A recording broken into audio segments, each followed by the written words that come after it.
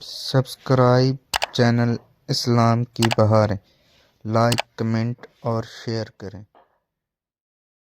بسم اللہ الرحمن الرحیم۔ پیارے بھائیوں، یہ حکمران جو ہیں ان کے اوپر ذمہ داری کیا ہے، ان کو کرنا کیا چاہیے؟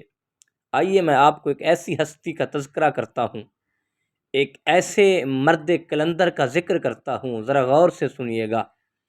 حضرت عمر فاروق رضی اللہ تعالیٰ عنہ کا دور خلافت ہے، آپ امیر المؤمنین ہیں، خلیفہ دوم ہیں، اور آپ کی اتنی بڑی سلطنت حکومت تھی کہ 22 لاکھ مربع میل کا حکمران ہو، لیکن اس کے باوجود خوف خدا اتنا ہو، ذریعہ غاری کا عالم اتنا ہو، خدا کا ڈر اتنا ہو۔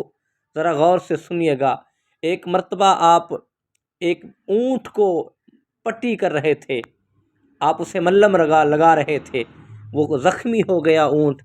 تو بیٹوں نے کہا بابا آپ یہ کیا کر رہے ہو، آپ کی عمر ضعیف ہے، آپ بوڑھے ہو گئے ہو، اب بابا یہ جانور ہے، یہ کم عقل ہے، نہ سمجھ ہے، آپ کو تکلیف پہنچا سکتا ہے، آپ کو یہ مار سکتا ہے، بابا یہ کیا کر رہے ہو، یہ آپ کے پاس نوکر ہیں، آپ کے پاس غلام ہیں، آپ ان کو کہہ دیتے۔ اور عمر فاروق رضی اللہ تعالیٰ عنہ کی آنکھوں میں آنسو آ گئے۔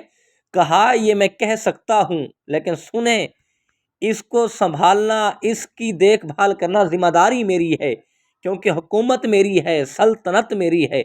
اگر آج میں نے کسی اور کے ذمہ لگا دیا اور قیامت والے دن اس نے سوال کر دیا رب کی بارگاہ میں، مولا بے شک ملم نوکر نے کی تھی، مولا ذمہ داری تو اس کی تھی، وقت کا حاکم یہ تھا، اگر یہ نہیں کر سکتا تھا تو ذمہ داری کیوں لی تھی اتنی بڑی سلطنت کی؟ میں اس دن سے ڈر رہا ہوں۔ یہ عمر فاروق کا عالم ہے، یہ عمر فاروق کی شان ہے۔ اللہ ہمیں ایسے حکمران عطا فرمائے۔